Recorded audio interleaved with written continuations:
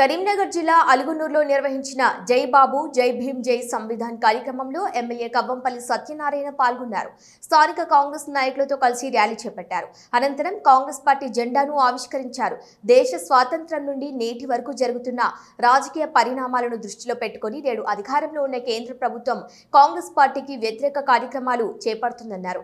ఈ కార్యక్రమంలో కాంగ్రెస్ నాయకులు తుమ్మనపల్లి శ్రీనివాస్, మండల అధ్యక్షులు బండరిపల్లి రమేష్ రావు, డివిజన్ అధ్యక్షులు రమేష్, కారువ స్వప్న మల్లేశం, నాయకులు గోపు మల్లారెడ్డి, గొట్టిముక్కల సంపత్ రెడ్డి, శ్రీకాంత్, అరవింద్ తదితరులు పాల్గొన్నారు.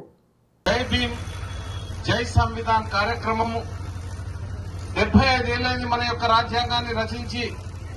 ఆ రాజ్యాంగం అన్ని వర్గాల ప్రజలకు ప్రజాస్వామ్య పరిరక్షణకు తోడుగా ఉంటూ ఎవరికి కూడా సమాన హక్కులు లేకుండా ఉండే ఎన్నో హక్కులు కల్పించినటువంటి రాజ్యాంగాన్ని ఈరోజు తూలనాడుతూ అంబేద్కర్ రచించినటువంటి రాజ్యాంగాన్ని మార్చాలన్న దుర్బుద్ధితో ఒక కుట్రతో ఈరోజు ప్రయత్నం జరుగుతున్నది. కాబట్టి దాన్ని మనం తిప్పికొట్టాలన్న ఉద్దేశంతో ఈసారి 400 ఇప్పించండి, రాజ్యాంగాన్ని మారుస్తామన్నారు.